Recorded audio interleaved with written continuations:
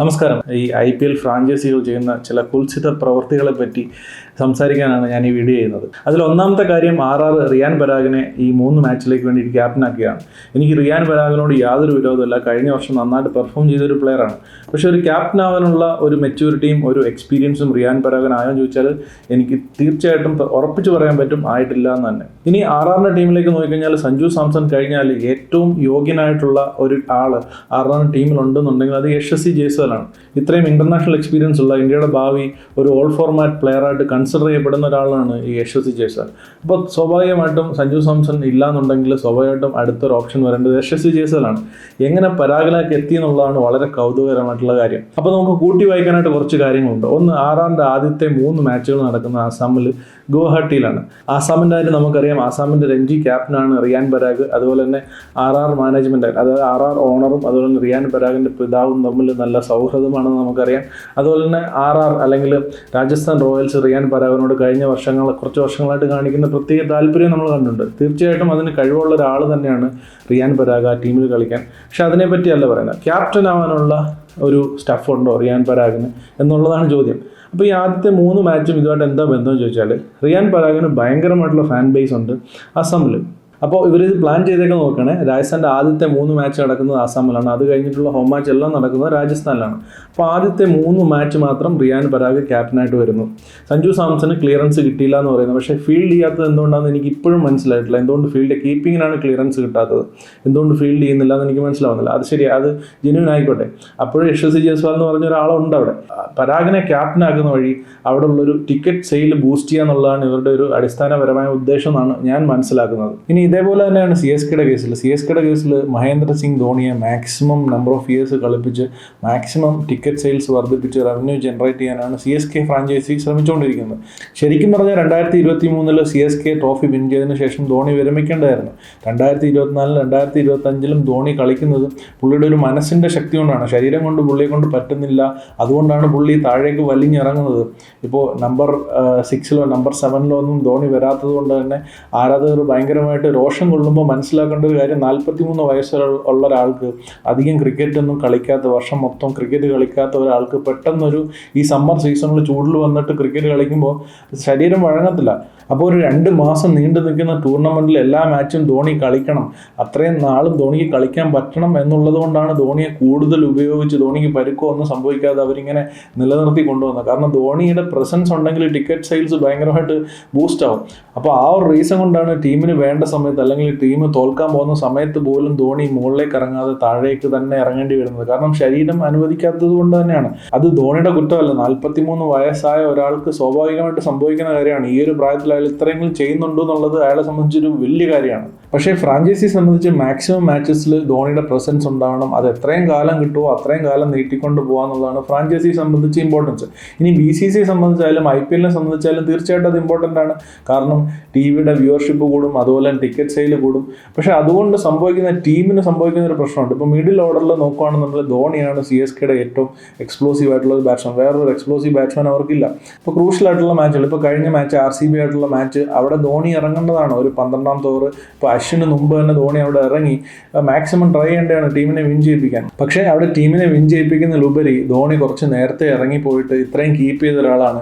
ഇപ്പോൾ 2ാമത്തെ മാച്ച് ആവുന്നതേ ഉള്ളൂ, ബോഡിയൊക്കെ ഒന്ന് വാംപായി വരുന്നതേ ഉള്ളൂ. അപ്പോൾ അതിന് മുമ്പ് തന്നെ ഇത്രയും കൂടെ ബാറ്റ് ചെയ്യുകയും കൂടെ ചെയ്യുകയാണെന്നുണ്ടെങ്കിൽ ഈ സീസൺ മൊത്തം ധോണി കളിച്ചില്ലെങ്കിലോ എന്നുള്ളൊരു ബുദ്ധിമുട്ട് തീർച്ചയായിട്ടും അതിനകത്തുണ്ട്. ആ ഒരു റീസൺ തീർച്ചയായിട്ടും ഉണ്ട്, ധോണി നേരത്തെ ഇറങ്ങാത്തതുകൊണ്ട്. അല്ലാതെ എന്താ ധോണിക്ക് ഫിനിഷ് ചെയ്യാൻ അറിയാത്തതുകൊണ്ടാണോ? ഇത്രയും വർഷം കളിക്കുന്ന ഒരാൾക്ക്, ഇത്രയും ലോകത്തിലെ ഏറ്റവും വലിയ ഫിനിഷർ എന്നറിയപ്പെടുന്ന ധോണിക്ക് എന്താ അങ്ങോട്ട് നേരത്തെ ഇറങ്ങി ഫിനിഷ് ചെയ്യാൻ അറിയാൻ വയ്യാത്തതുകൊണ്ടല്ല, ബുദ്ധിമുട്ടുകൾ ഉള്ളതുകൊണ്ടാണ്, ശരീരം അനുവദിക്കാത്തത് കൊണ്ടാണ് തീർച്ചയായിട്ടും. അല്ലെങ്കിൽ നമ്മൾ ഡിസ്കസ് ചെയ്യുന്ന ആൾക്കാരോ അല്ലെങ്കിൽ എല്ലാവരും പറയുന്നത് പോലെ തന്നെ അതിലേക്കാട്ടി കൂടുതൽ ധോണിക്കറിയാം ധോണി നേരത്തെയാണ് ഇറങ്ങേണ്ടതെന്നുള്ളത്.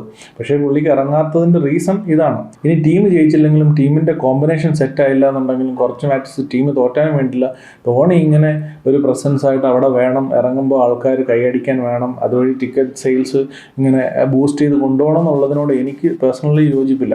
അവിടെ നഷ്ടപ്പെടുന്നത് CSK എന്ന് പറയുന്ന ടീമിൻ്റെ ലെഗസിയാണ്. അപ്പോൾ ടീമിനെ ധോണിക്ക് മുകളിൽ വെക്കണമെന്നാണ് എൻ്റെ തീർച്ചയായിട്ടുള്ള അഭിപ്രായം. പുതിയ ഹീറോസ് തീർച്ചയായിട്ടും വരും. ധോണി പോയാൽ വേറൊരു ഹീറോ വരും. എത്ര നാൾ ധോണി ഇങ്ങനെ വലിച്ചു നീട്ടി കൊണ്ടുപോകാൻ പറ്റും? പുതിയ പുതിയ സൂപ്പർ ഹീറോസ് വരും. ഇപ്പോൾ ഋതുരാജ് ഗെയ്ക്വാഡ് തന്നെ ആവണമെന്നില്ല, ആളെ പെട്ടെന്ന് ഇപ്പോൾ എത്ര പ്ലേയേഴ്സാണ് വരുന്നത്. ഇപ്പോൾ അങ്കിത് വർമ്മയൊക്കെ ഇവിടെ സൺറൈസേഴ്സ് കളിക്കുന്നത്, അതുപോലെ തന്നെ പഞ്ചാബിന് ഇപ്പോൾ ഓപ്പൺ ചെയ്യുന്ന ഒരു പയ്യൻ ലെഫ്റ്റ് ഹാൻഡർ. അങ്ങനെ എത്ര പുതിയ പ്ലേയേഴ്സ് വരുന്നത്, പുതിയ സൂപ്പർ ഹീറോസ് വന്നുകൊണ്ടേയിരിക്കും. ധോണി തന്നെ ഇരിക്കണമെന്നില്ല, എന്ന് വെക്കാലം അങ്ങനെ ഇരിക്കാൻ പറ്റില്ല. പക്ഷേ ഫ്രാഞ്ചൈസിയെ സംബന്ധിച്ച് അത് വലിച്ചു നീട്ടി എത്രയും കാശ് പിഴിയാമോ ധോണി എന്ന് പറഞ്ഞൊരു ബ്രാൻഡിൽ നിന്ന് അത്രയും കാശ് പിഴിയണം എന്നുള്ളതാണ് അവരുടെ ഒരു ഉദ്ദേശം. Look, end of the day ഇതൊരു ബിസിനസ്സാണ്. ഈ ബിസിനസ്സിൻ്റെ റവന്യൂ എന്നാണ് ഈ പ്ലെയേഴ്സിനെല്ലാം കാശ് കൊടുക്കുന്നത്. അതുപോലെ തന്നെ ഈ ഇൻഡസ്ട്രിയുമായിട്ട് ചുറ്റപ്പെട്ട് കിടക്കുന്ന എല്ലാവരും റവന്യൂ ഉണ്ടാക്കുന്നത് ഇതിൻ്റെ വരുമാനത്തിൽ നിന്നാണ് നമുക്കറിയാം. പക്ഷേ ഈ ഒരു ഗെയിം എല്ലാ സത്യസന്ധതയോടും കൂടി അതുപോലെ തന്നെ അതിൻ്റേതായ സ്പിരിറ്റിൽ മുന്നോട്ട് പോകേണ്ടത് ഈ ആരാധകരെ സംബന്ധിച്ചും ഇതിൽ കളിക്കുന്ന പ്ലെയേഴ്സിനെ സംബന്ധിച്ചും എല്ലാവർക്കും ഇമ്പോർട്ടൻ്റ് ആയിട്ടുള്ള ഒരു കാര്യം തന്നെയാണ്. അപ്പോൾ ഈ ഫ്രാഞ്ചൈസീസ് റവന്യൂ ജനറേറ്റ് ചെയ്യാൻ വേണ്ടിയിട്ട് ഇങ്ങനെ സില്ലി ആയിട്ടുള്ള സ്ട്രാറ്റജീസ് മുന്നോട്ട് വെക്കുമ്പോഴത്തേക്ക് അത് ഹർട്ട് ചെയ്യുന്നത് ശരിക്കും പറഞ്ഞാൽ ടീമിനെയാണ്. വിൻ ചെയ്യുന്നില്ല, ടീം കോമ്പിനേഷൻ സെറ്റ് ആവുന്നില്ല, മുന്നോട്ട് അവർ ആ പെർഫോമൻസ് കാണിക്കുന്നില്ല, കോമ്പറ്റീറ്റീവായിട്ട് IPL നിലനിൽക്കുന്നില്ല എന്നുണ്ടെങ്കിൽ സ്വാഭാവികമായിട്ട് ആരാധകർ കുറയും. അതിനൊരു ഉദാഹരണം പറയാം. ഇപ്പോൾ RR ഈ വർഷം ഈ ഒരു ഓപ്ഷൻ സ്ട്രാറ്റജി കൊണ്ട് തന്നെ ഒരുപാട് ആരാധകർ നിരാശരാണ്. അപ്പോൾ അതിനുശേഷം ഈ ഒരു 2 മാച്ചിൻ്റെ പെർഫോമൻസ് കഴിഞ്ഞപ്പോഴത്തേക്ക് വീണ്ടും ഡൗൺ ആയി. ഇനിയൊരു മിഡ് സീസൺ ആകുമ്പോഴത്തേക്ക് ഇവരുടെ പെർഫോമൻസ് ഇങ്ങനെ തന്നെ തുടരുകയാണെന്നുണ്ടെങ്കിൽ തീർച്ചയായിട്ടും RR ആരാധകർ കളി കയറാൻ താല്പര്യമില്ലാതാവും. അതുപോലെ തന്നെ മറ്റേത് ഫ്രാഞ്ചൈസി ആയാലും. ഇപ്പോൾ end of the day team perform ചെയ്യുക എന്നുള്ളതാണ് ഏറ്റവും പ്രധാനപ്പെട്ട കാര്യം എന്ന് ഇവർ മനസ്സിലാക്കേണ്ട കാര്യമാണ്. റവന്യൂവും ബാക്കി എല്ലാ ഫാക്ടേഴ്സും തീർച്ചയായിട്ടും വേണ്ടപ്പെട്ട തന്നെയാണ്. ആരാധകരാണ് ഇതിൻ്റെ ബേസ് എന്ന് പറയുന്നത്. റവന്യൂ എവിടെ, ഈ ഒരു IPL ആയാലും ഈ പ്ലെയേഴ്സിൻ്റെ റവന്യൂ ആയാലും എല്ലാം വരുന്നത് നമ്മൾ ആരാധകരുടെ കയ്യിൽ നിന്ന് തന്നെ. നമ്മൾ കൊടുക്കുന്ന ടിക്കറ്റ് ചാർജ്, TV നമ്മൾ കാണുന്നതുകൊണ്ട് അല്ലെങ്കിൽ നേരിട്ട് പോയി കളി കാണുന്നതുകൊണ്ട് ആ റവന്യൂ ആണ് ഇതിൻ്റെ ഏറ്റവും വലിയ റവന്യൂ. അതിന് നമ്മളുടെ മുന്നിലേക്ക് പരസ്യം കാണിക്കുന്ന റവന്യൂ ആണ് BCCIക്കായാലും അതുപോലെ തന്നെ ഈ ഫ്രാഞ്ചൈസികൾക്കായാലും എല്ലാം കിട്ടുന്നത്. അപ്പോൾ ആരാധകരെ സംബന്ധിച്ച് അവരെ മണ്ടരാക്കരുത് എന്നുള്ളതാണ് ബേസിക് ആയിട്ടൊരു സാമാന്യ മര്യാദ. ഇപ്പോൾ റയാൻ പരാഗിനെ ക്യാപ്റ്റൻ ആക്കിയതുകൊണ്ട് മാത്രമല്ല, പൊതുവേ അങ്ങനെ ഒരു ട്രെൻഡ് നമ്മൾ കാണുന്നുണ്ട്. ഇപ്പോൾ പിച്ചിൻ്റെ കാര്യത്തിലാണെന്നുണ്ടെങ്കിൽ ഗ്രൗണ്ട് വളരെ ചെറുതാക്കുന്നു, ഒരു 250 മുകളിലൊക്കെ റൺ അടിക്കാൻ വേണ്ടിയിട്ടുള്ളൊരു സെറ്റപ്പിലേക്ക് കൊണ്ടുവന്നു. കാരണം ആരാധകരെ ഇങ്ങനെ ഇത് ആവേശം കൊള്ളിക്കാൻ വേണ്ടിയിട്ട്. പക്ഷേ എൻഡ് ഓഫ് ദി ഡേ ഇതൊക്കെ ഗെയിമിനെ നശിപ്പിക്കാതെ ശ്രദ്ധിക്കണം. അതുപോലെ തന്നെ ആരാധകരെ മണ്ടരാക്കാതെയും ശ്രദ്ധിക്കണം. കാരണം നമ്മൾ ഇത്രയും താല്പര്യത്തോടെയാണ് ഈ ലീഗിനെ ഫോളോ ചെയ്യുന്നത്. ക്രിക്കറ്റിൽ അത്രയും ഇഷ്ടമായതുകൊണ്ടാണ് നമ്മൾ ഇതിനെപ്പറ്റി സംസാരിക്കുന്നത്, ഇതിനുവേണ്ടി സമയം സ്പെൻഡ് ചെയ്യുന്നത്. അപ്പോൾ ഈ ഒരു കാര്യം എനിക്ക് പറയാൻ തോന്നി. റിയാൻ പരാഗിനെ ക്യാപ്റ്റനാക്കിയ കാര്യം വളരെ വളരെ സില്ലി ആയിട്ടുള്ളൊരു മൂവായിട്ടാണ് എനിക്ക് തോന്നുന്നത്. അതുകൊണ്ട് നഷ്ടമാവുന്നത് ആദ്യത്തെ 3 മാച്ചാണ്. ഈ ഒരു കാര്യം ചിന്തിച്ചപ്പോൾ വളരെ കൗതുകരമായിട്ട് തോന്നി. അപ്പോൾ അതൊന്ന് ഷെയർ ചെയ്യണമെന്ന് തോന്നി. തീർച്ചയായിട്ടും നിങ്ങളുടെ അഭിപ്രായം എന്താണ് ഇതിനെപ്പറ്റി എന്നുള്ളത് കമൻറ്റ് ബോക്സിൽ പങ്കുവെക്കുക. ഇങ്ങനെ തന്നെയാണോ ഇപ്പോൾ RR ഈ സ്ട്രാറ്റജി തന്നെയാണോ എടുക്കുന്നത്, CSK അതുകൊണ്ടാണോ ധോണിയെ കളിപ്പിക്കുന്നത്, അതോ നിങ്ങൾക്ക് ഇതിനെതിരെ അഭിപ്രായമാണെങ്കിൽ തീർച്ചയായിട്ടും അത് കമൻറ്റ് ബോക്സിൽ ഷെയർ ചെയ്യാം. നമുക്ക് അവിടെ അത് ഡിസ്കസ് ചെയ്യാം. അതുപോലെ തന്നെ നിങ്ങൾക്ക് വീഡിയോ ഇഷ്ടപ്പെട്ടു എന്നുണ്ടെങ്കിൽ ലൈക്ക് ചെയ്യാം. കൂടുതൽ ഇതുപോലുള്ള വീഡിയോസ് കാണണമെന്നുണ്ടെങ്കിൽ തീർച്ചയായിട്ടും സബ്സ്ക്രൈബ് ചെയ്യാം. അപ്പോൾ മറ്റൊരു IPL റിലേറ്റഡ് ആയിട്ടുള്ള വീഡിയോയിൽ കാണുന്നവരെ ബൈ.